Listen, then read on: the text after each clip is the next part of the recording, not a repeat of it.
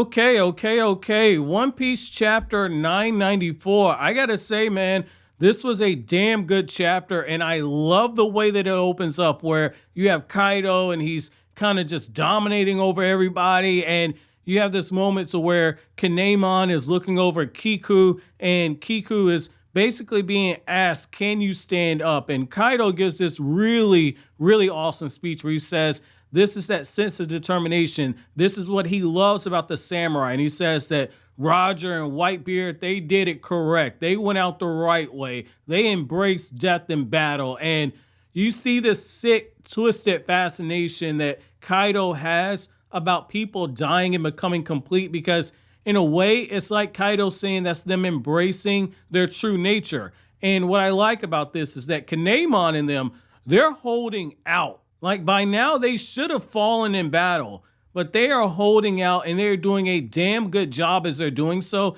And they essentially tell Kaidou that there's no glory in losing to somebody like him. And that kind of changes my whole perspective of Kinemon at this point. He's not fighting and hoping to lose. I didn't think that was something he was doing, but I thought that, well, if he fights and he gives his all against Kaidou and he ends up falling short, but Luffy ends up taking down Kaidou, maybe Kinemon will be happy with that. I don't think that's it. I think Kinemon genuinely is like, I need to kill this dude, and it needs to be me who does it. So I'm completely okay with that. We already got that Orochi taken care of, so I'm very curious to see how this is kind of handled here. Now, getting into the Luffy part, I thought it was absolutely funny how Fortrix and Hamlet just immediately get taken out, and I like how, like, before that, Sanji's like, wait a second, you didn't say anything about Blackleg Sanji. Like, why are you guys not talking about me? And I thought that was pretty hilarious to see that part. But I like how Jinbe and Sanji just immediately send the headliners of the animal pirates just flying.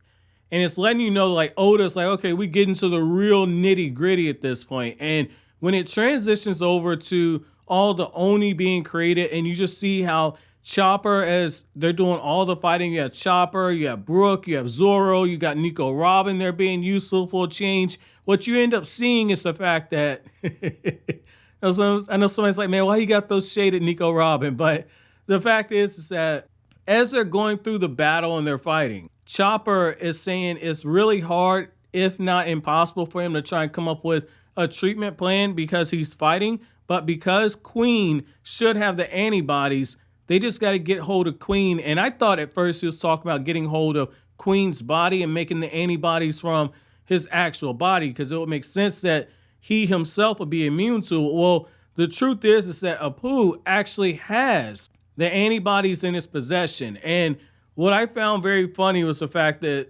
Chopper's like, Zoro, go catch his ass. And at first, when I'm seeing Zoro chase after, I'm like, this is going to end terribly, because Zoro is running after him. And if this happens and he gets a hold to it, how the fuck is Zoro going to find his way back to him? Like, at this point, it's not even a meme at this point that Zoro gets lost. Like, I'm genuinely worried. Like, I'm genuinely worried that Zoro's going to take a wrong turn somewhere and not get there in time, because Oda has done a ticking clock here. Oda has introduced the time element of you got 1 hour to be able to save everybody, and you really have less time than that, because you need to defeat Apoo, get back to Chopper, and give Chopper time to make the antidote from those antibodies and then administer them to all the people there. So we have a real ticking clock going on, and I think that that's good for Oda to just continue that countdown element. And I also like this really badass moment that you get with Yamato, where Yamato, as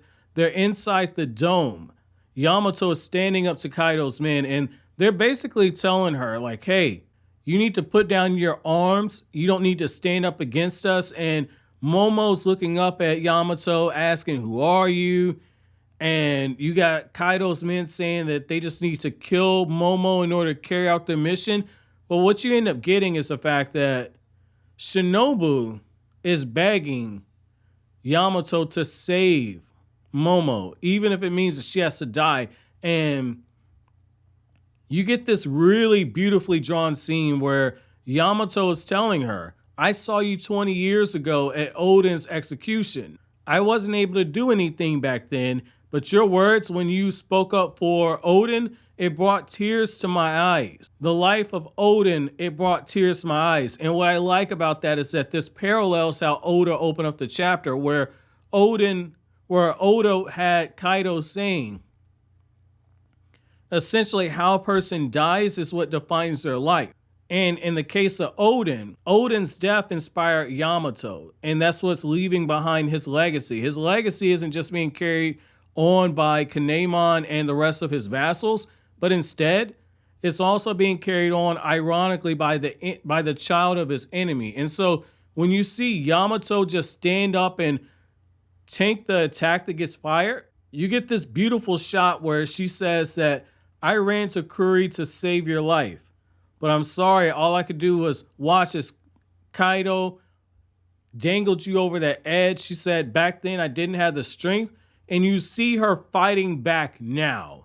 And that's what I love right there. And when she says that her name is Yamato, it's really her coming full circle because she's doing the thing that Luffy was essentially trying to teach her, which is the fact that you can try and be Odin and you can try and be like Odin, but ultimately you got to be yourself.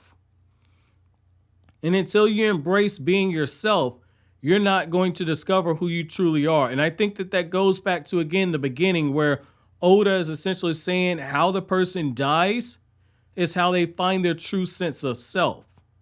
What they do in those moments where they know that all hope is lost, that's when you see the true character of a man. And I feel like this right here was us just seeing the fact that you don't necessarily have to go down that route. Sometimes when you're put into a hopeless situation, or you're put into a position where you have to protect something, where other people's lives are resting on your success or failure, that's when you're able to find yourself. And I like this right here. Again, it's a little melodramatic, but it's also something that works very well. And again, the way that Yamato is drawn right here with that huge determination, the rebelling against the father and finding your own identity. It's a classic literature trope, and I feel like Oda is doing a good job in executing it here with Yamato and Kaidou. I'd be very much interested to see if we actually see Yamato and Kaidou mix it up. So my chapter question to you guys is, how do you guys feel about Kaidou's words? Do you agree that basically the belief that he has that there is honor in death, that he's right, but do you also agree that he's also wrong as well?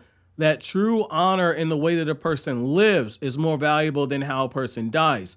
Let me know down in the comment section below. But as always, guys, if you like anything I had to say, don't forget to comment, rate, subscribe, and share. Thank you so much for watching to the end. Have an awesome day, guys.